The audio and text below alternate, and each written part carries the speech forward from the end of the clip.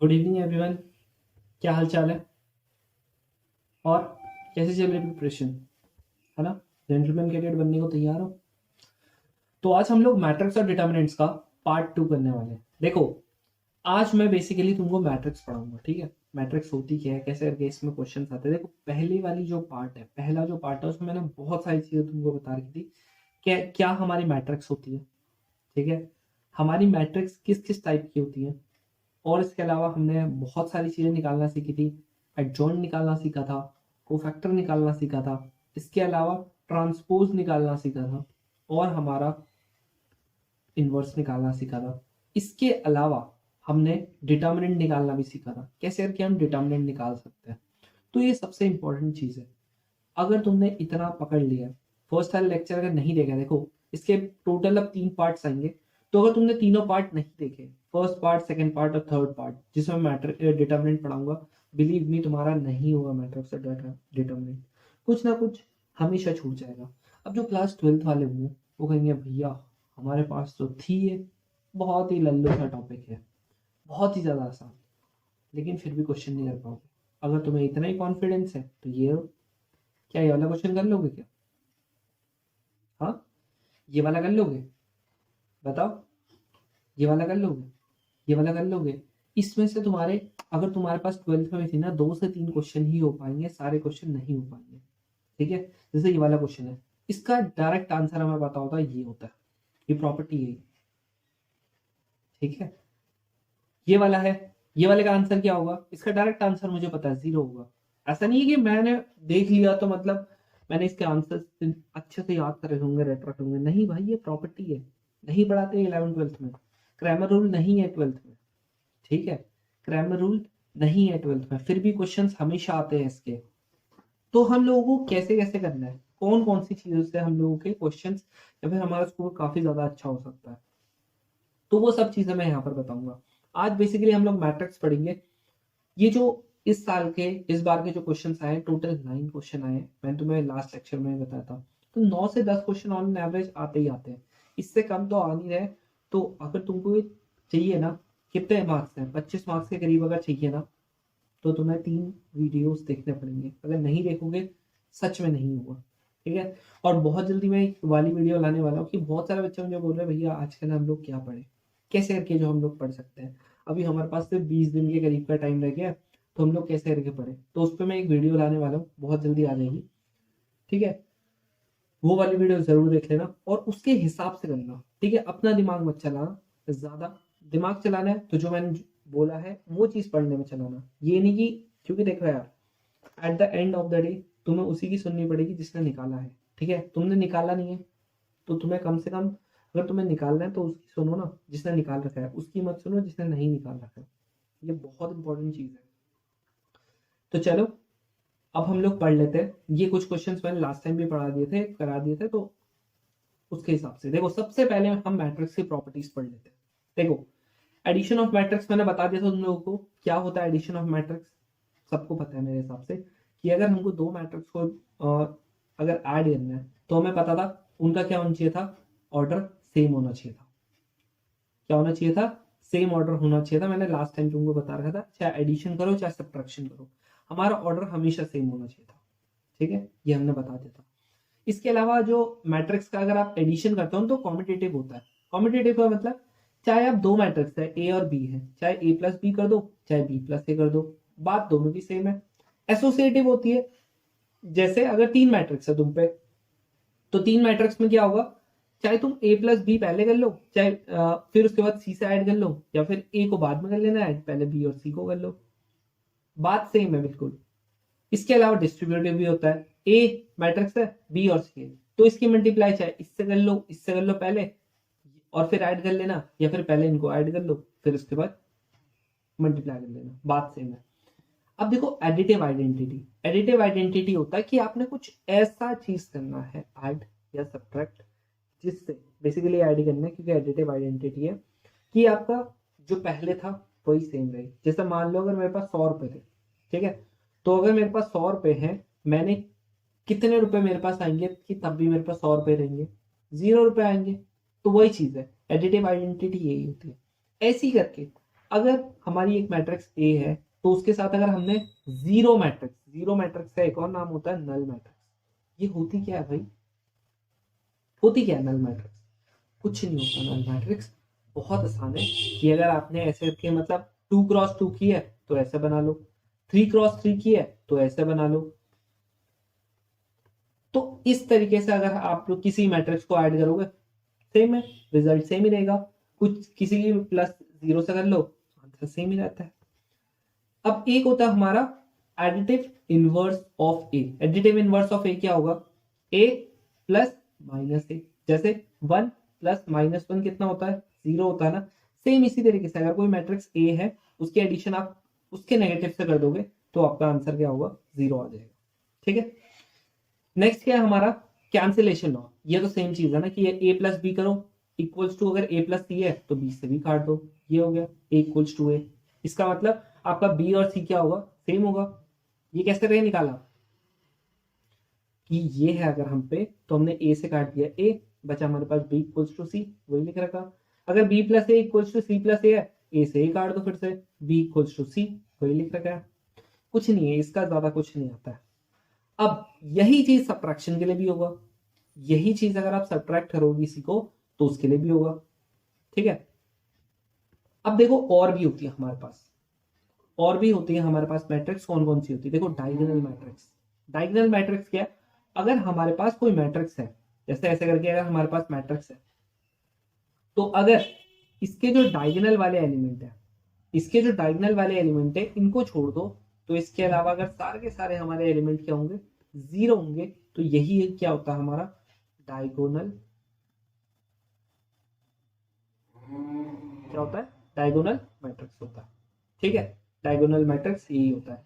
या फिर इसको रिप्रेजेंट कैसे करके भी कर सकता हूं कि डायगोनल लिखूंगा, ये डायगोनल लिखना ए बी और सी, इसका मतलब यही है, इसका मतलब यही है कि अगर हमने ए बी सी लिखा है डायगोनल मैट्रिक्स ऐसे करके तो इसका मतलब ये वाली मैट्रिक्स है। तो ये just a form of representation है। अब यही चीज अगर हम स्केलर मैट्रिक्स बोले तो देखो स्केलर मैट्रिक्स क्या होता है, सेम ऐसे डायगोनल इसकी तरह होगा, डायगोनल मैट्रिक्स की तरह होगा, लेकिन यहाँ पर कोई ना कोई सिर्फ एक कांस्टेंट होगा, जैसे 5। तो 5 5 5, इससे मैं क्या कर सकता हूँ, कुछ नहीं कर सकता हूँ। इसे ऐसे लिखना है तो ऐसे लिखना है। कभी कभी इसको कैसे रिप्रेजेंट कर देते हैं, 5 इंटू आई, मतलब 5 लिखो और यहाँ पर 1 0 0 0 1 0 0 0 1। अगर आप इसके अंदर मल्टीप्लाई करोगे आंसर हमारा क्या आ जाएगा, 5 0 0 0 5 0 0 0 5। तो इस वे में भी हम लोग स्केलर मैट्रिक्स को रिप्रेजेंट कर सकते हैं। अब देखो अगर मैंने क्या किया है, ये मेरे पास एक मैट्रिक्स है, ठीक है, ये मेरे पास एक मैट्रिक्स है। अब कुछ भी हो सकता है, चाहे हमारा ये 0 0 हो चाहे 0 ना हो, चलो इसको चेंज कर देता हूं, सबके लिए वैलिड होगा। जैसे ये ए, यहाँ पर ए स्क्वायर कर दिया, यहाँ पर ए क्यूब कर दिया, यहाँ पर बी था बी स्क्वायर कर दिया, बी क्यूब कर दिया। सी है, इसको मैंने क्या कर दिया, सी स्क्वायर कर देता हूँ और इसको मैं क्या कर देता हूँ, सी क्यूब कर देता हूँ। अगर मैंने क्या किया, अगर मैंने सिर्फ कौन से लिए, ये वाले लिए, अगर मैंने सिर्फ और सिर्फ क्या ले लिया, ये वाला एलिमेंट ले लिया, ये जो शेड कर रखा है ना, ये मैंने ले लिया है और मैंने छोड़ किसको दिया है, बाकी सबको मैंने छोड़ दिया। मतलब मैंने किसको छोड़ दिया, मैंने इसको छोड़ दिया, ये वाले को, इसको मैंने छोड़ दिया, लाल वाला छूट रखा है। तो अगर मैंने इसको छोड़ दिया है, इसको लीव कर दिया है, इसको मैंने लीव कर दिया है, तो ये वाला जो मेरा होता है ना, इसे मैं बोलता हूं अपर डायगोनल एलिमेंट। ये वाले एलिमेंट सारे 0 है, बाकी सिर्फ और सिर्फ मैंने इसको लिया, तो ये क्या हो गया मेरा, देखो अपर डायगोनल एलिमेंट। देखो ऐसे करके ये 0 है, सिर्फ इनको लिया। अब सिमिलर वे में अगर मैंने क्या किया, इसका उल्टा कर दिया, क्या कर दिया, इसका उल्टा कर दिया। उल्टा मतलब, इसका उल्टे का मतलब है कि मैंने इस बार ये वाले को छोड़ दिया, या फिर बोल सकते हैं ये 0 हो गया, ये वाला, ये तीनों एलिमेंट, और बाकी मैंने किसको ले लिया है, सिर्फ और सिर्फ मैंने इनको ले लिया।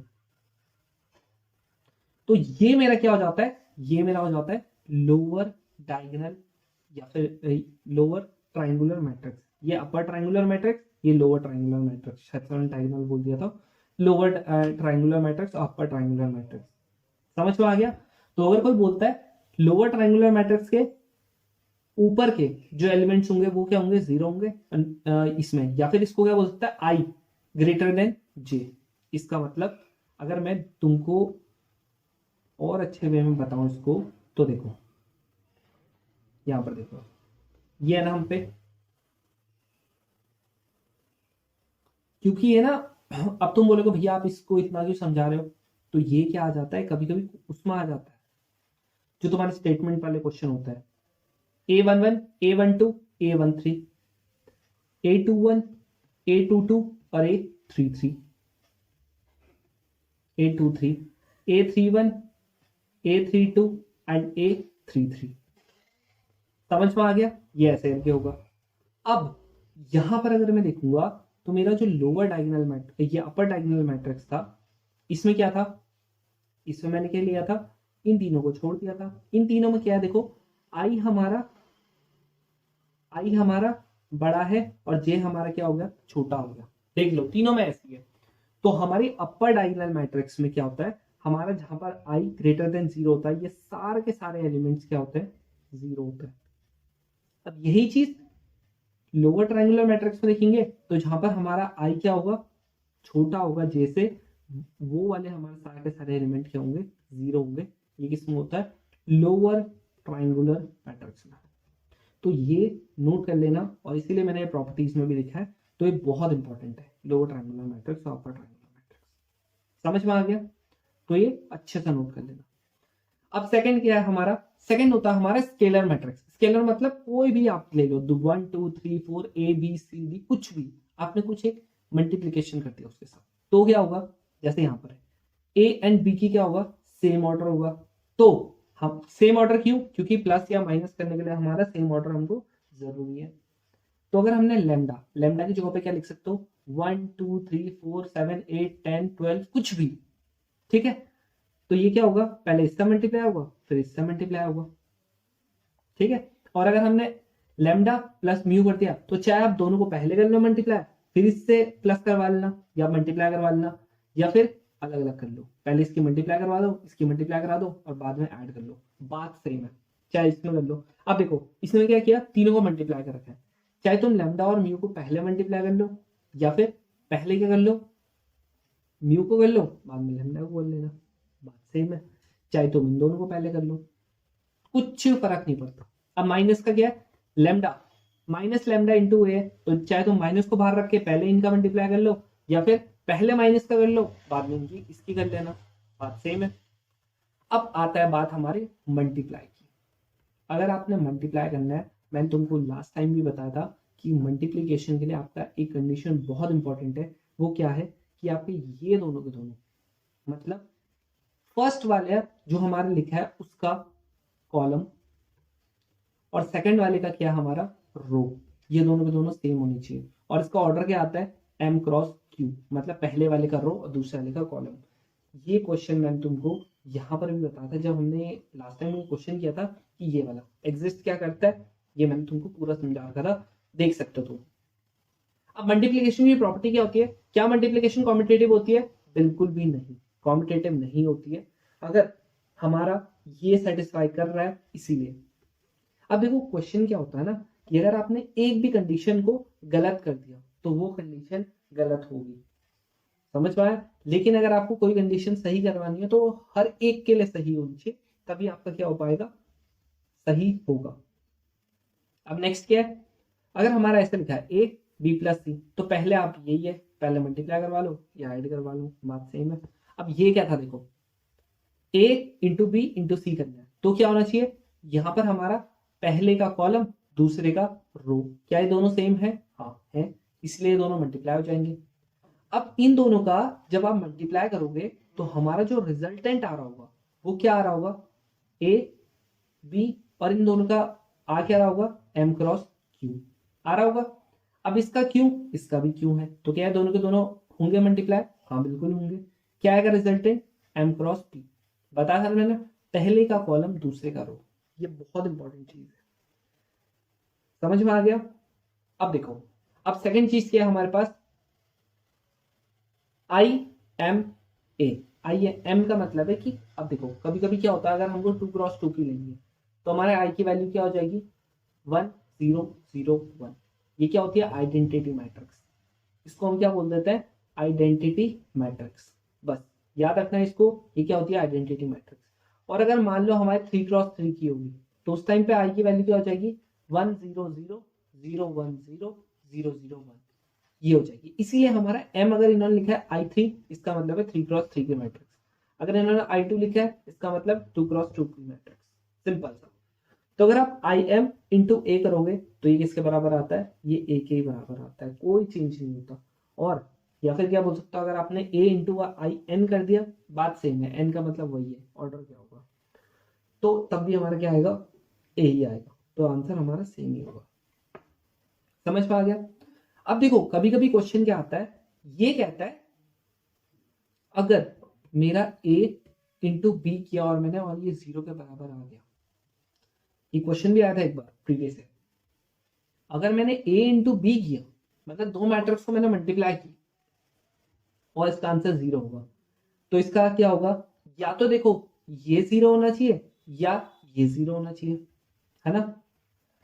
देखो यहाँ पर अगर मैं क्वेश्चन तुमको दिखाऊंगा तो क्वेश्चन में ही है, ये रहा क्वेश्चन 2021 का ही क्वेश्चन है कि अगर ए एंड बी मैट्रिक्स को हमने क्या किया मल्टीप्लाई किया, ए बी बना हमारे पास एन क्रॉस एन की है, दोनों के दोनों का ऑर्डर भी सेम है, तो इनमें से बताओ कौन सा सही होगा, क्या A and B square matrix होने चाहिए सेम ऑर्डर के, या फिर या तो ए या बी हमारा स्क्वायर मैट्रिक्स होना चाहिए, या फिर दोनों के दोनों सेम ऑर्डर के होने चाहिए, तीसरा कि हमारा ऑर्डर क्या नहीं होना चाहिए, सेम ना भी हो तब भी काम चल जाएगा। तो मैंने तुम्हें क्या बताया था, मल्टीप्लीकेशन में बस एक ही कंडीशन होती है, जो फर्स्ट वाले का हमारा रो कॉलम होता है, फर्स्ट वाले का कॉलम और सेकंड वाले की हमारी रो, बस ये सेम होनी चाहिए और बाकी इनसे हमें कुछ फर्क ही नहीं पड़ता। तो इसमें क्या था, चाहे हमारा ऑर्डर सेम ना भी होना तब भी हमारा काम बन जाएगा। समझ में आ रहा है, क्योंकि हमको सिर्फ इसका कॉलम और इसके रो से मतलब है, अगर है सेटिस्फाई करता है बराबर है तो आपका आराम से मल्टीप्लाई हो जाएगा बस। तो यही था क्वेश्चन कि अगर ए बी 0 के बराबर है तो इसका मतलब ये जरूरी नहीं है कि हमारा ए या बी 0 होगा। कभी कभी क्या होता है हमारा प्रोडक्ट तो 0 बन रहा होता है लेकिन हम लोगों के ए और बी मैट्रिक्स 0 नहीं होते हैं, ये भी एक कंडीशन है, तो इसे बहुत अच्छे से ध्यान में रखना। ये एक प्रीवियस क्वेश्चन है, मैंने इंक्लूड नहीं किया है क्योंकि फिर ये देखो मुझे बताना था, ये मैंने प्रॉपर्टी के थ्रू बता दिया, ये वाला जो था ये मैंने ऊपर एक और क्वेश्चन के थ्रू बता दिया, प्रॉपर्टी में भी बता दिया था, क्वेश्चन के थ्रू भी बता दिया था बस। अब देखो ट्रांसपोज मैंने तुम्हें बता दिया था कि अगर हम लोग क्या करते हैं, अगर हमारे पास ए मैट्रिक्स है कुछ इस तरीके से 1 2 3 2 3 4 और 4 5 6, अगर ऐसे करके है तो इसका ट्रांसपोज क्या हो जाता है ए ट्रांसपोज, कि हम लोग इसकी जो रो होती है उसको कॉलम में कर देते हैं कन्वर्ट और इसका जो कॉलम होता है उसको रो में कर देते हैं कन्वर्ट, तो ये हमारा क्या हो गया ए ट्रांसपोज हो गया, है ना। तो अगर हमने क्या किया, इसको मैंने क्या किया इसकी रो को कॉलम से शिफ्ट कर दिया, फिर इसका भी एक बार ट्रांसपोज कर दिया, मतलब ए का एक बार ट्रांसपोज किया फिर उसके बाद इसका एक और बार ट्रांसपोज कर दिया, तो ये किसके बराबर हो जाएगा ए के बराबर, ये वही लिख रखा है। समझ में आ गया। और अगर हमने दो चीजों को प्लस किया, अगर हमने दो चीजों को प्लस किया है माइनस किया दो मैट्रिक्सेस को, तो चाहे पहले आप उसका ट्रांसपोज कर लो फिर प्लस कर लो, या फिर पहले प्लस कर लो फिर ट्रांसपोज कर लो, बात दोनों की सेम है। समझ में आया, बात दोनों का सेम है। अब देखो इसमें क्या होता है कांस्टेंट है, अगर हमने कि जैसे मान लो अगर तुमने 5 इंटू ए कर दिया और इसका अगर तुमने ट्रांसपोज कर दिया तो क्या होगा, क्या ये 5 का भी ट्रांसपोज हो जाएगा मतलब 1/5 बन जाएगा, नहीं, क्या होगा सिंपल 5 बाहर आएगा और ए का क्या हो जाएगा ट्रांसपोज हो जाएगा, बस जैसे देखो यहां लिख रखा। और ये बहुत इंपॉर्टेंट प्रॉपर्टी है, अगर आपने ए बी का ट्रांसपोज किया है मल्टीप्लीकेशन में तो क्या होगा बी का ट्रांसपोज इंटू ए का ट्रांसपोज होगा, ये बहुत इंपॉर्टेंट प्रॉपर्टी है, इसे आप बहुत अच्छे से ध्यान में रखना। अब देखो यही चीज अगर मैं 3 में करता हूं, मान लो अगर मैंने ए बी सी का ट्रांसपोज कर दिया, एक बार क्वेश्चन ये आ गया था, तो क्या होगा सी का ट्रांसपोज पहले इंटू बी का ट्रांसपोज इंटू ए का ट्रांसपोज। अब देखो अगर मान लेते हैं मैंने कुछ ऐसे लिखा ए बी का ट्रांसपोज था पहले से, और सी इंटू इसका ट्रांसपोज, तो क्या होगा सी का ट्रांसपोज इंटू बी का ट्रांसपोज था, फिर इसका भी ट्रांसपोज और ए का ट्रांसपोज, तो क्या हो जाएगा सी ट्रांसपोज पी का ट्रांसपोज इंटू उसका एक और बार ट्रांसपोज, तो बी हो जाएगा, तो इसका आंसर ये होगा। तो उनको देखना पड़ेगा कैसे रे क्वेश्चन पूछ रहे हैं, क्या क्वेश्चन पूछ रहे हैं, किस तरीके से क्वेश्चन पूछ रहे हैं, समझ में आया। अब देखो एक हमारे पास होती है सिमेट, इसे नोट कर लेना, ठीक है, स्क्रीनशॉट ले लो एक बार क्योंकि मैं इसे मिटा रहा हूं।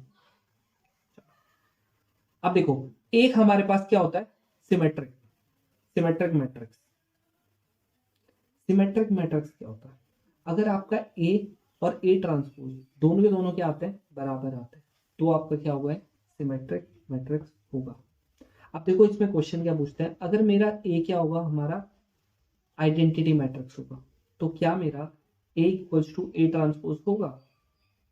जैसे देखो ए की वैल्यू अगर मैंने क्या बोल दिया मेरी आइडेंटिटी मैट्रिक्स है, कर लू इसका ट्रांसपोज, तो इसकी पहली रो ये रही, इसको पहले कॉलम में कर देते कन्वर्ट 1 0 0, ये दूसरी रो है दूसरे कॉलम में कर दिया, ये तीसरी रो थी तीसरे कॉलम में, क्या ए इंटू ए ट्रांसपोज आया, बिल्कुल आया। तो क्या मेरा आई सिमेट्रिक मैट्रिक्स है, बिल्कुल है। अब एक आता है हमारा स्क्यू सिमेट्रिक, स्क्यू सिमेट्रिक क्या होता है, अगर आपका ए जो है वो ए ट्रांसपोज के नेगेटिव के बराबर है, अगर आपका ए जो है वो ए ट्रांसपोज के नेगेटिव के बराबर है, तो आपका ये क्या होता है स्क्यू सिमेट्रिक मैट्रिक्स। समझ में आ गया, अगर ये किसके बराबर है नेगेटिव के बराबर है, तब आएगा आपका क्या स्क्यू सिमेट्रिक। समझ में आ गया।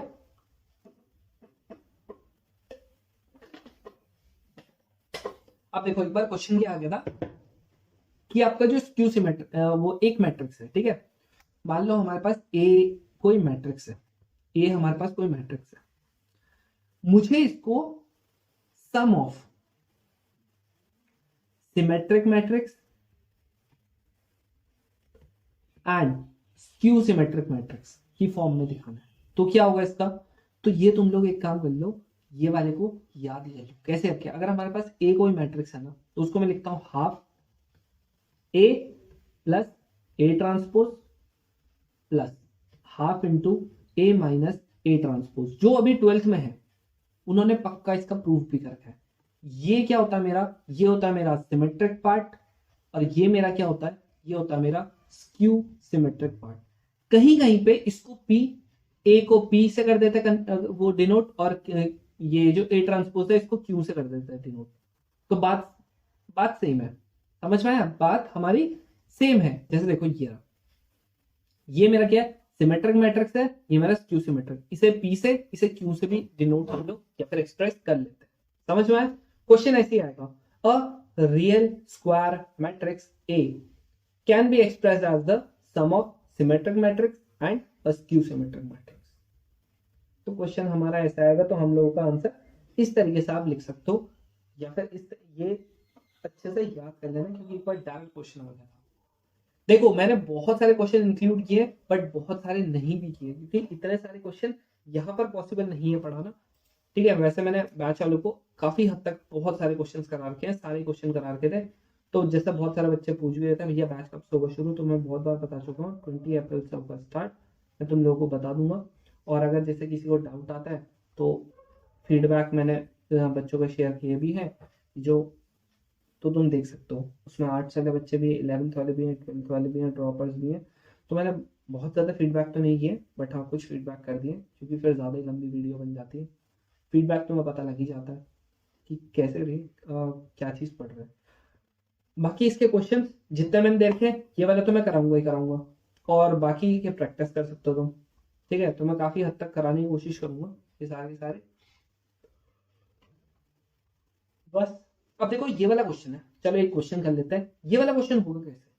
तुम एक काम करो ना, इन्होंने क्या बोल रखा है A100 दे रखा है, A50 दे रखा है, 2 ये दे रखा है, एक काम करो ए का स्क्वायर निकाल लो, मतलब ए इंटू ए का मतलब क्या हो गया 1A01, यहाँ पर हो जाएगा 1A01। इसको जरा मल्टीप्लाई करना, क्या होगा इसकी मल्टीप्लाई इससे, इसकी मल्टीप्लाई इससे, तो ये तो 0 आ गया, इसकी मल्टीप्लाई इससे तो ए आ गया, इसकी मल्टीप्लाई इससे प्लस ए आ गया, इसकी मल्टीप्लाई इससे 0 आ गया, प्लस इसकी मल्टीप्लाई इससे ये भी 0, इसकी इससे होगी तो 0 प्लस इसकी इससे होगी 1, मतलब क्या आ गया 1 2 a 0 एंड 1। अब क्या होगा a क्यूब निकाल लो, a क्यूब क्या होगा a स्क्वायर इंटू ए होगा, a स्क्वायर की वैल्यू 1 2a 0 1 और a की वैल्यू क्या है 1 a 0 1। अब देखो इसको करो सॉल्व, अब देखो इसकी मल्टीप्लाई इससे तो 1 प्लस 0 फिर इसकी इससे होगी a प्लस 2a फिर 0 और यहाँ पर क्या हो जाएगा 1 फिर से हो जाएगा। तो देखो तो इसको अगर तुम ध्यान से देखोगे 1 3a 0 और 1 आ रहा है। देखो a स्क्वायर में सिर्फ यहाँ पर 2a आ रहा था, a क्यूब में सिर्फ यहाँ पर 3a आ रहा है, बाकी सब सेम है। मतलब इन जनरल मैं बोल सकता हूँ अगर मुझे an निकालना है तो मेरा क्या हो जाएगा 1 एंड a 0 एंड 1। तो अगर यहाँ पर 50 लिखा है, अगर मेरा यहाँ पर 50 लिखा है तो सिंपल क्या मैं निकाल सकता हूँ, ऑफ कोर्स निकाल सकता हूँ।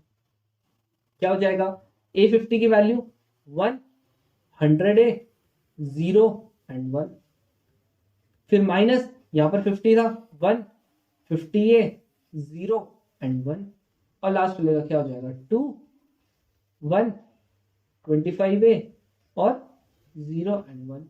अब यहाँ पर तुम खुद सोचो, कर लो इसको, कहाँ पर यहाँ पर कर लेता हूँ ब्लैक पेन से इससे लिख रहा है, ठीक है।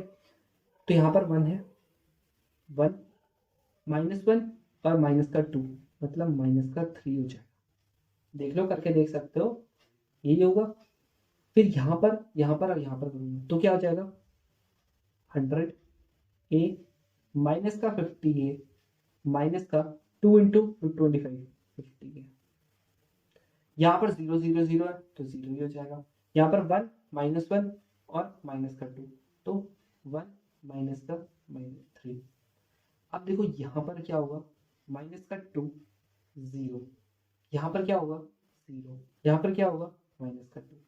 अब देखो यहाँ पर से मैं लूंगा माइनस का 2 कॉमन तो ये बन जाएगा 1 0 0 1 1 0 0 1 क्या होता है i, तो आंसर क्या होगा माइनस का i। समझ रहे हो, इस तरीके से भी तुम्हारे क्वेश्चन रहते हैं। देखो सिंपल मल्टीप्लिकेशन है, कुछ भी नहीं था इस क्वेश्चन में, थोड़ा सा टाइम लगेगा बस मल्टीप्लाई करने में, वो समझाने में थोड़ा सा टाइम लग रहा है, बाकी सब सेम है। प्रैक्टिस करना आराम से, मल्टीप्लिकेशन प्लस तो बहुत सिंपल है, तो बस मल्टीप्लिकेशन की तुम्हें थोड़ा सा करनी है प्रैक्टिस, ज्यादा कुछ नहीं है। अब देखो ये वाला क्वेश्चन था, क्या मैंने ये बताया था अभी भी कि अगर ए बी सी का मैं ट्रांसपोज करता हूं तो क्या होगा सी बी ए होगा, तो सही है।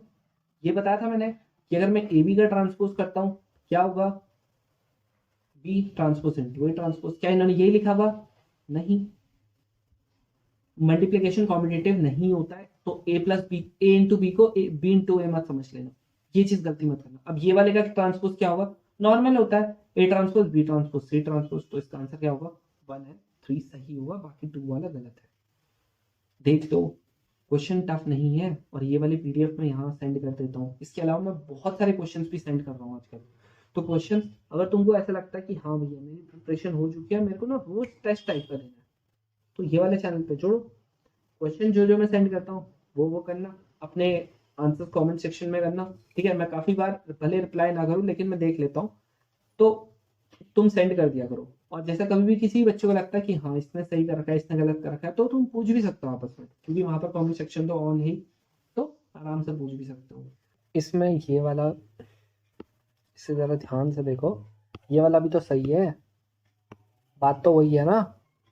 एडजॉइंट ऑफ ए क्या है हमारा, ये है हमारा माइनस आई के बराबर, जो ए इनवर्स है वो क्या हमारा ए के बराबर, तो ए माइनस ए क्या होता है 0 होता है, इसका मतलब तीनों के तीनों सही है, ठीक है। चलो ये वाला क्वेश्चन लास्ट टाइम करवा दिया था, ये वाला क्वेश्चन भी करा दिया था, ये वाले क्वेश्चन को अभी करवा देंगे क्योंकि डिटर्मिनेंट का है, तो मेरे हिसाब से नेक्स्ट उसमें ही होगा, ठीक है। तो ये चीज तुमको देखनी पड़ेगी। अब एडजॉइंट ऑफ ए, क्या मैंने एडजॉइंट ऑफ ए लिखाया था, बिल्कुल लिखाया था भाई। एडजॉइंट ऑफ ए होता क्या है, एडजॉइंट याद है ना कैसे करके लिखाते हैं, कैसे कोफैक्टर की तरह लेकिन विदाउट ट्रांसपोज। अगर आप एडजॉइंट का अगर ट्रांसपोज कर दोगे तो ये बन जाता है कोफैक्टर, लास्ट वीडियो में सब बता रखा है। अब यहां देखो skew symmetric matrix A all its diagonal elements are zero. Skew symmetric जो मैट्रिक्स होती है ना, स्क्यू सिमेट्रिक मैट्रिक्स क्या होती है, जहां पर A equals to minus of A transpose, तो इसमें क्या होगा, डायगोनल एलिमेंट सारे के सारे क्या होंगे, जीरो होंगे। बाकी यहाँ पर कुछ भी हो सकता है, लेकिन याद रखना डायगोनल एलिमेंट क्या होंगे, हमेशा जीरो होंगे। तो कभी कभी स्टेटमेंट में क्वेश्चन डायरेक्टली पूछ लेगा डायगोनल एलिमेंट क्या होंगे, वो होंगे आपके जीरो होंगे। तो ये क्वेश्चन को अच्छे से ध्यान में रखना। Matrix with is both symmetric and skew symmetric. अगर कोई मैट्रिक्स सिमेट्रिक भी है और स्क्यू सिमेट्रिक भी है, इसका मतलब वो मैट्रिक्स ही नहीं है, मतलब वो नल मैट्रिक्स है। तो इससे क्या पता चला, क्या हमारी कोई भी मैट्रिक्स सिमेट्रिक और स्क्यू सिमेट्रिक हो सकती है, बिल्कुल भी नहीं, नहीं हो सकती स्क्यू सिमेट्रिक भी और सिमेट्रिक भी। तो ये चीज को ध्यान में रखना। अगला क्या है, सिमेट्रिक मैट्रिक्स क्या होती है, बता रखा मैंने, ए प्लस ए ट्रांसपोज कर दो, है ना। सिमेट्रिक मैट्रिक्स अगर कोई है तो हमारा क्या होता है, ए इक्वल्स टू ए ट्रांसपोज होता है। समझ में आ रहा है। अब देखो, अब आती है हमारी ऑर्थोगोनल। ये तुम्हें याद करना पड़ेगा ऑर्थोगोनल। जैसे देखो इसमें क्वेश्चन एक बार क्या आ गया था, ऐसे तुमने अगर जो थोड़ा सा पुराने बच्चे उन्होंने काफी बार देखा होगा कि हमारे डायरेक्ट क्वेश्चन आता है कि ये नील पोटेंट मैट्रिक्स है, ये हर्मिशियन मैट्रिक्स है, ये आइडम मैट्रिक्स है, ये सब क्वेश्चन आते हैं। तो ये देखो सिंगल मैट्रिक्स, सिंगल मैट्रिक्स का मतलब होता है जिसमें सिर्फ एक ही एलिमेंट होता है, वो होता है सिंगुलर मैट्रिक्स। देखो involuntary matrix, idempotent matrix, nilpotent, होते क्या क्या है। तो यहां देखो एक होता है हमारा ऑर्थोगोनल मैट्रिक्स। ऑर्थोगोनल मैट्रिक्स क्या होता है, जिसमें हमारा अगर A इंटू ए ट्रांसपोज हमारा आई आ जाए तो हमारा ये क्या होता है, ऑर्थोगोनल मैट्रिक्स होता है। ठीक है। अगर कॉन्जुगेट क्या होता है, जैसे मैंने तुमको कॉम्प्लेक्स नंबर बताया था, कॉम्प्लेक्स नंबर क्या होता है, अगर मैं किसी भी कॉम्प्लेक्स नंबर को रिप्रेजेंट करूं तो ए प्लस आयोटा भी होता है। अगर मैं कॉम्प्लेक्स नंबर का कॉन्जुगेट निकालना चाहूं, मैंने बता रखा है, तो हम लोग आयोटा वाले को क्या कर देते हैं, साइन चेंज कर देते हैं इसका, तो ये मेरा कॉन्जुगेट आ गया। तो अगर ये देखो ए डैश से करते रिप्रेजेंट, ये आता है कॉन्जुगेट।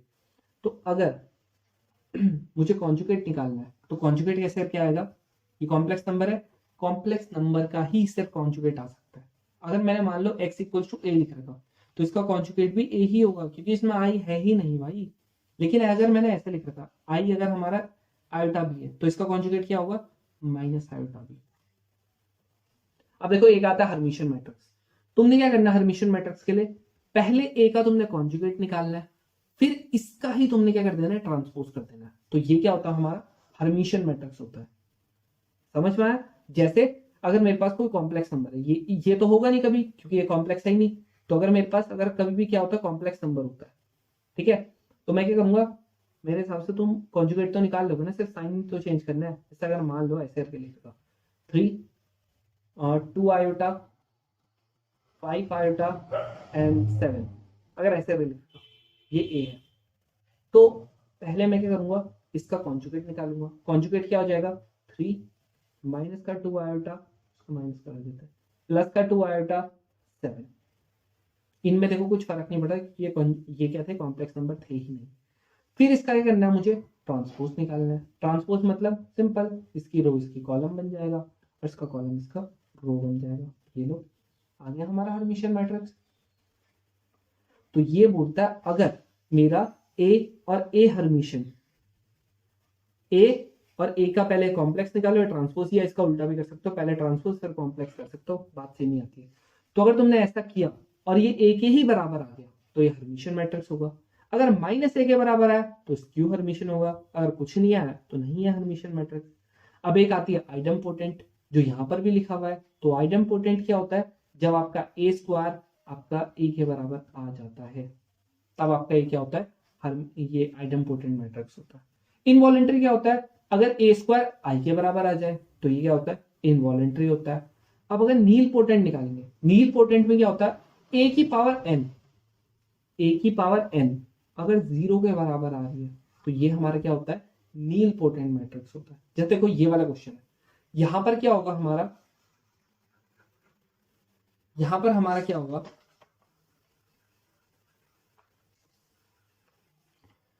इनवॉलेंट्री एक बार चेक कर लेते हैं। देखो सिंगुलर तो नहीं है, क्योंकि सिंगुलर मतलब एक सिंगल एलिमेंट होगा, सिंगुलर तो नहीं है। अब देखो सेकंड का चेक कर लेते हैं। हमने इनवॉलेंट्री का क्या पढ़ा कि ए स्क्वायर आई के बराबर है, तो निकाल लूं, ये मेरे पास ए है, ए स्क्वायर निकाल लूं, ए इंटू ए, निकाल लो ना, 0 1 1 0 0 1 1 0 कर दूं। इसकी मल्टीप्लाई पहले इससे होगी 0, इसकी मल्टीप्लाई इससे होगी +1, इसकी मल्टीप्लाई इससे होगी 0 +0, फिर इसकी मल्टीप्लाई इससे 0 +0, फिर इसकी मल्टीप्लाई इससे होगी 1 +0। तो ये क्या बन रहा है, ये तो मेरा क्या बन गया, आई बन गया। इसकी कंडीशन क्या थी, a² = i। क्या ये है आंसर, क्या ये हमारा आंसर है, बिल्कुल है, यही तो है हमारा आंसर। नीलपोटेंट में क्या बताया कि a की पावर n क्या होगी, 0 होगी। आइडेम्पोटेंट में क्या बताया, a का स्क्वायर क्या होगा, a के बराबर होगा, बताया ना। ये कंडीशन है हमारे पास। अब जैसे देखो, अगर मान लो मैंने क्या करा होता, a की पावर 2 की अगर हमारा 0 आ जाता तो फिर क्या होता है, नीलपोटेंट होता। सिंगुलर क्या बोलता कि अगर हमारा मॉड ऑफ a क्या आ जाए, 0 आ जाए, तब क्या होता हमारे सिंगुलर। अगर मॉड ऑफ ए, मॉड तो आता ही है ना, डिटर्मिनेंट तो निकालना मैंने सिखा रखा है। तो अगर मॉड ऑफ ए अगर हमारे 0 नहीं आता है तो हमारा नॉन सिंगुलर हो जाएगा। समझ में आ गया, समझ में आ गया। अब ये वाला क्वेश्चन तुम कर सकते हो मेरे हिसाब से, कर सकते हो ना। एडजॉइंट निकालना आता है, एडजॉइंट निकालना उस दिन सिखाया था ना, कि अगर मुझे एडजॉइंट ऑफ ए निकालना है, एडजॉइंट ऑफ ए क्या हो जाएगा, इसको ये है तो इसको छुपा दो, ये इंटू ये, तो यहां पर क्या आ जाएगा, साइन थीटा आ जाएगा, और ये तो 0 हो जाएगा। फिर यहां पर क्या होगा, यहां पर क्या होगा, आता है ना, निकाल लोगे सबके सब। यहां पर क्या होगा, ये इंटू ये इंटू ये, लेकिन साइन क्या होगा, चेंज होगा, तो इसलिए 2 cos थीटा। फिर यहां पर क्या होगा, ये इंटू ये, तो माइनस का 2 cos थीटा प्लस का साइन थीटा। ठीक है, तो यहां पर ये लिख देना, निकाल लोगे ना मेरे हिसाब से। एडजॉइंट तो निकालना आता ही है, उसमें मैंने बताया था, निकाल लोगे। अब देखो रिजल्ट ऑफ एडजॉइंट, एडजॉइंट के कुछ रिजल्ट होता है, ये रिजल्ट से बहुत सारे क्वेश्चन बनते हैं। कैसे करके आता है ये एडजॉइंट का result, a into A adjoint. जैसे देखो ये ऊपर वाला क्वेश्चन जो था, जो मैंने ऊपर पूछा था, a इंटू ए एडजॉइंट ये था। अब देखो एक तो है मेरे पास, मैं एडजॉइंट निकालू पूरा, फिर a से इसको मल्टीप्लाई करूं, या फिर डायरेक्ट क्या कर दूं मैं, जो यहाँ पर इन्होंने फॉर्मूला लिख रखा है। अगर कभी भी a इंटू ए एडजॉइंट हमको पूछता है ना, मॉड ऑफ ए निकालो, ए एन से मल्टीप्लाई कर दो। जैसे मॉड ऑफ ए क्या होगा इसमें, मॉड ऑफ ए तो मैं निकाल सकता हूं ना, 2 साइन थीटा माइनस का कॉस थीटा माइनस का 2 कॉस थीटा, और ये प्लस 0, तो यहां पर क्या हो जाएगा, 2 साइन स्क्वायर थीटा प्लस का 2 कॉस स्क्वायर थीटा। तो ये कितना आ जाएगा, 2 ले लेना कॉमन, साइन स्क्वायर थीटा और कॉस स्क्वायर थीटा 2 हो जाएगा, तो इसका क्या आ जाएगा, 2i। सीधा सीधा आंसर, सीधा आंसर आ गया 2i। हाँ 2i, ठीक है, ऐसे करके। अब देखो अगला क्या, अगर हमने एडजॉइंट ऑफ ए ट्रांसपोज निकालना है, तो आप क्या कर लो ना, एडजॉइंट ऑफ ए ट्रांसपोज निकालना है, आप ट्रांसपोज बाहर भी कर सकते हो। तो पहले आप एडजॉइंट ऑफ ए निकाल लो, फिर ट्रांसपोज निकाल लेना, बात सेम ही पड़ती है, बात हमारी सेम ही पड़ती है। अब नेक्स्ट क्या, अगर हमने क्या निकालना है, एडजॉइंट ऑफ ए निकालना है, हमने क्या निकालना है, एडजॉइंट ऑफ ए निकालना है, और उसका मॉड निकालना है। मॉडुलस तो मैंने बता रखा है, तो इसका क्या हो जाएगा, आप सिंपल ए की पावर n माइनस 1 हो जाएगा। n क्या है यहाँ पर, ऑर्डर, जैसे 3 × 3 का निकालना है, तो क्या हो जाएगा, ए की पावर 3 माइनस 1, मतलब ए का स्क्वायर हो जाएगा। इस तरीके से हम लोग आराम से निकाल सकते हैं। ठीक है, अगर तो ये सब चीजें हमको याद करनी पड़ेगी एक बार, समझ में आया। अब देखो मॉड ऑफ ए, ये एडजॉइंट ऑफ ए, इसका मॉड निकालना है, मैंने बता दिया। तो क्या मेरा adjoint of A, adjoint of A हमेशा क्या ए के मॉड के बराबर होगा, नहीं, हर कंडीशन में नहीं होगा। जब हमारे n की वैल्यू 2 होगी तब हो सकता है, लेकिन हर कंडीशन में नहीं होगा। नेक्स्ट क्या है, अगर आपने adjoint of A into adjoint of A निकालना है, तो ए का मॉड n-2 इंटू ए। ये क्वेश्चन याद करने पड़ेंगे, ये फॉर्मूले याद करने पड़ेंगे, तभी होगा। ठीक है, अगर तुम क्वेश्चन देखोगे तो डायरेक्ट क्वेश्चन पूछे जा रहे हैं इनसे, अब देखो adjoint of A into adjoint of इसका मॉड निकालना है, सिंपल एडजॉइंट ऑफ ये sorry mod of A n minus one का स्क्वायर। अब अगर तुमको adjoint of A into B निकालना है तो क्या कर दो adjoint of B into A. यही चीज अभी आगे भी आएगी, प्रॉपर्टी सेम है, अगर तुमने एक का कर लिया दूसरे का भी सेम ही होगा लगभग। अब देखो जैसे ट्रांसपोज का था adjoint of A transpose, transpose बाहर निकाल लेते थे, वैसे अगर ए की पावर m होगा तो m को बाहर निकाल लेंगे। कांस्टेंट है, कांस्टेंट का अगर एडजॉइंट ऑफ k कांस्टेंट है k इंटू ए होगा तो k की पावर क्या हो जाएगी n minus one into adjoint of ये हो जाएगा। अब एडजॉइंट ऑफ ए की पावर n है तो इसका क्या होता है तो हमने को यहां से क्या पता लग गया एडजॉइंट ऑफ i क्या होता है i के बराबर, तो i का एडजॉइंट i ही होता है। तो कभी कभी ये क्वेश्चन कैसे भी पूछ सकता है कि अगर हमारा a की वैल्यू i है तो ये बताओ एडजॉइंट ऑफ a क्या होगा, फट से आंसर आएगा क्या a ही होगा। क्यों? क्योंकि a की वैल्यू तो i के बराबर है। एडजॉइंट ऑफ जीरो क्या होता है जीरो होता है। अब ये वाला रहने देना, ये वाला रहने देना, ये सब चीजें ठीक है। अब एक हमारी आती है इनवर्टिबल मैट्रिक्स। क्या आती है? Invertible matrix. इनवर्टिबल मैट्रिक्स क्या हमारी इनवर्टिबल मैट्रिक्स होती है जब आपका ए बी की वैल्यू क्या होती है आई के बराबर होती है। तो यहां से हम लोग दो चीजें बता सकते हैं, इसको अगर मैंने इधर डाल दिया तो क्या हो जाएगा A equals to I upon B. I upon B का मतलब इसका मतलब आई का मतलब तो वन ही होता है, तो इसको मैं ऊपर कर दूंगा बी का इनवर्स, या फिर इसी में मैं बी इक्वल्स टू ए का इनवर्स लिख सकता हूँ। यही होता है मेरा इनवर्टिबल मैट्रिक्स। मतलब अगर ए बी इंटू आई है तो A equals to B inverse भी लिख सकता हूँ और B equals to A inverse भी लिख सकता हूँ।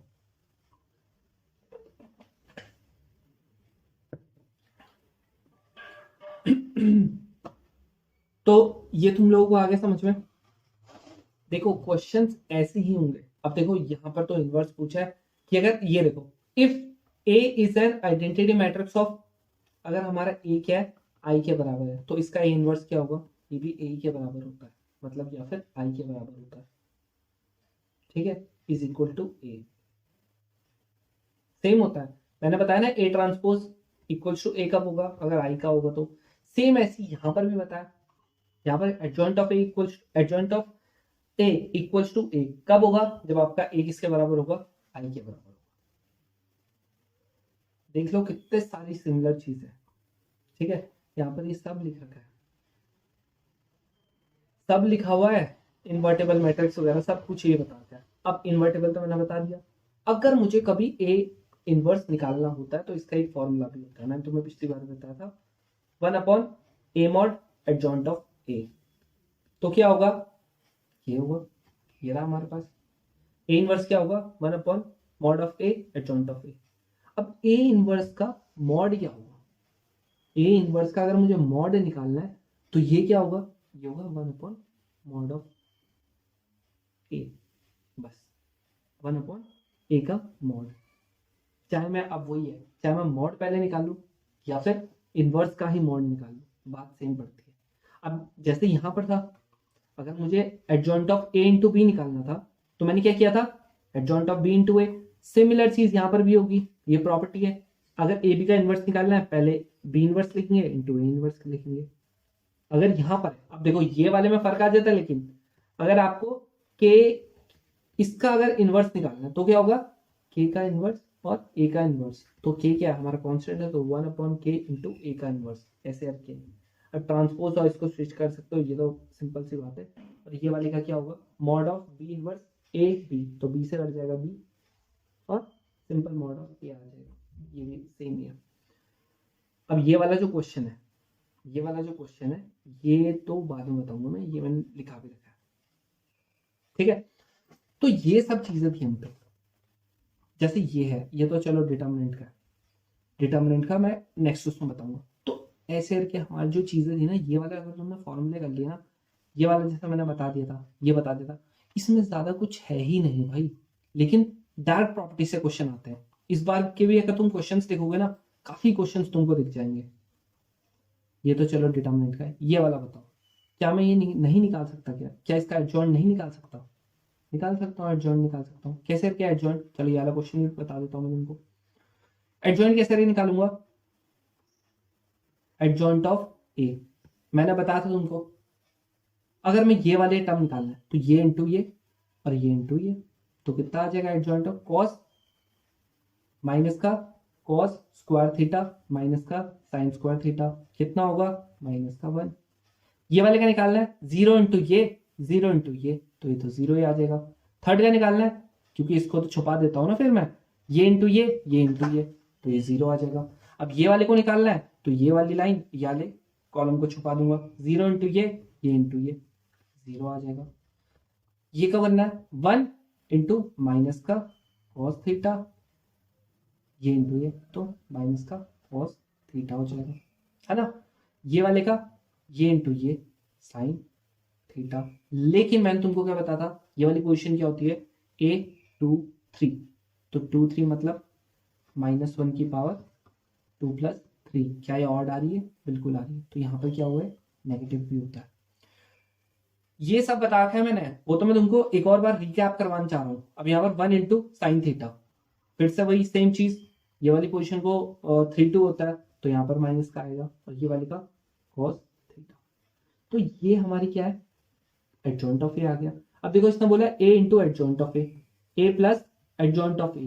अब तुम खुद बताओ into A plus adjoint of A, यहाँ पर 1 था -1, 0 आएगा आएगा, 0 0 0 0, तो जगह 0, यहाँ पर भी 0 यहाँ पर भी 0, ऐड करेंगे 0 आएगा।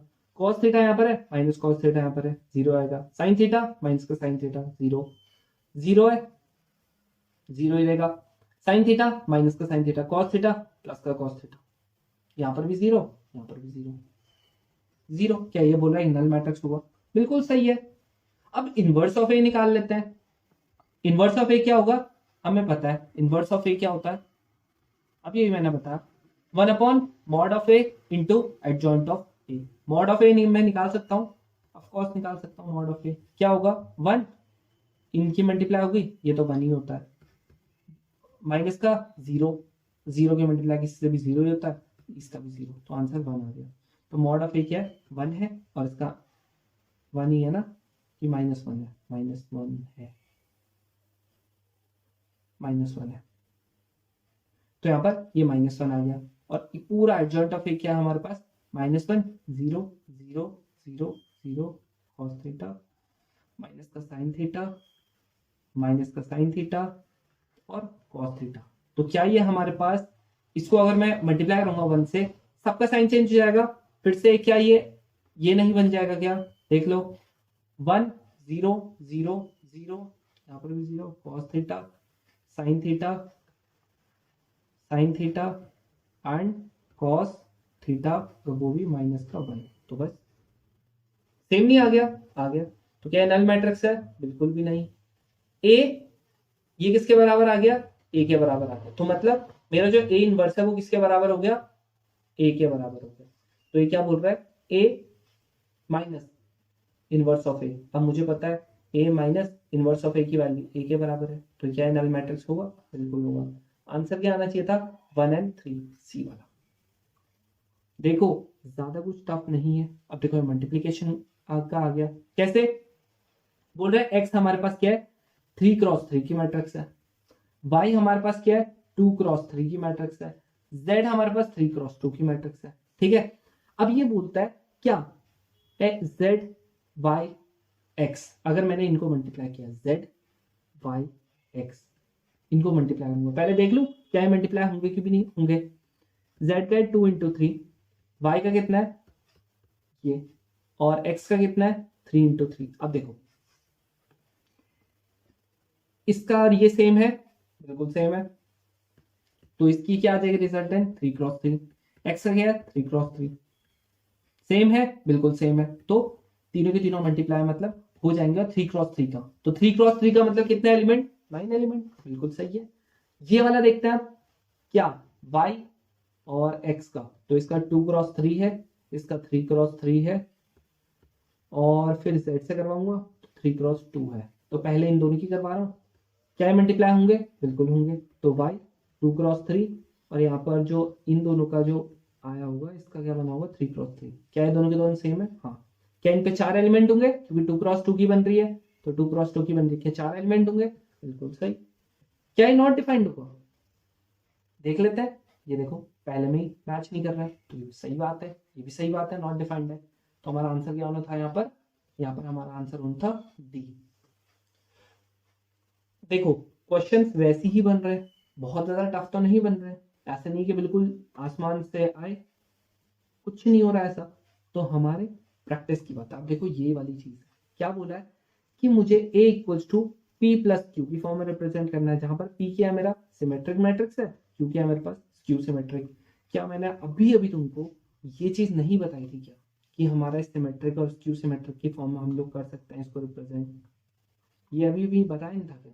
ये वाला एग्जैक्ट सेम क्वेश्चन पूछ लिया उसने। अब ये बोल रहा है कि मुझे क्या बताओ, p की वैल्यू बताओ। तो क्या मैं इसको नहीं लिख सकता क्या, a equals to half a plus a transpose plus half into a minus a transpose, लिख सकता हूं। p की वैल्यू क्या होगी, यही वाली है, ये पूरा। इसको मैंने क्या लिख दिया यहाँ पर देखो, इस पूरे को क्या लिख दिया, p लिख दिया इन्होंने, इस पूरे को q लिख दिया। तो क्या मैं निकाल सकता हूँ इसको? निकाल सकता हूँ। कैसे? मेरे को a गिवन है, इसका क्या मैं a ट्रांसपोज निकाल सकता हूँ? बिल्कुल निकाल सकता हूँ। a प्लस a ट्रांसपोज कर दूंगा, कर दूं, a प्लस a ट्रांसपोज कर दूं और इसका हाफ कर दूं, आंसर आ जाएगा मेरा, आंसर आ जाएगा। ये मेरी p की वैल्यू आ जाएगी, बिल्कुल आ जाएगी। अगले वाले में क्या पूछा होगा, पक्का q की पूछी होगी, q की पूछी होगी। तो q का क्या हो जाएगा, q का क्या हो जाएगा? देखो कुछ तो क्वेश्चन तुम्हें खुद भी करने पड़ेंगे, है ना? जैसे ये वाला क्वेश्चन है, तो ये वाला तो खुद भी कर सकते हो, बहुत ज्यादा टफ तो नहीं है क्या टफ? है क्या टफ? और देखो मैं हमेशा ये नहीं बोलता हूँ उनको कि भाई पॉज कर लो वीडियो, फिर इसके बाद इसका ट्राई कर लो, इतना दिमाग तुम में भी है यार, खुद कर सकते हो। ये करोगे हमारे क्यू की वैल्यू आ जाएगी। ट्रांसपोज कुछ नहीं होता, रो को कॉलम से इंटरचेंज कर देना बस। अब बाद में इसने क्या बोला, what is the minimum value of determinant of A? Mod of A की क्या होगी, मिनिमम वैल्यू क्या होगी? मॉड ऑफ ए क्या होता है, यहाँ पर 0 है, माइनस का साइन स्क्वायर थीटा, इसको इससे, तो यहाँ पर क्या हो जाएगा, माइनस का साइन की पावर 4 थीटा और plus cos square theta, cos की पावर 4 थीटा, ये आ जाएगा। तो मॉड ऑफ ए क्या हो जाएगा, यहाँ पर से अगर मैं निकालना चाहूंगा तो ये क्या हो जाएगा, cos 6 theta minus sine 6 theta. होगा, होगा, यही तो होगा। तो मॉड ऑफ ए क्या हो जाएगा फिर? अब इसकी मैक्सिमम, इसकी मिनिमम वैल्यू क्या होगी? मिनिमम वैल्यू अगर मुझे निकालनी है तो कैसे निकालूंगा? कैसे निकालूंगा? अब देखो इसमें मैं थोड़ा बहुत, अगर तुम देखोगे तो मैं क्या कर लेता हूँ, यहाँ पर मैं देख लेता हूँ इसमें से कौन सी, इसमें से छोटी वैल्यू क्या है, 1/4 है। तो क्या ये कभी हो सकती है क्या, क्या ये कभी हो सकती है? चलो ये वाला क्वेश्चन मैं काम करता हूँ, इतना तो मैंने तुम्हें बता दिया, इसको मैं होमवर्क दे देता हूँ। नेक्स्ट वाली वीडियो में हम इसी क्वेश्चन से स्टार्ट करेंगे, कैसे रखे होता है, ठीक है?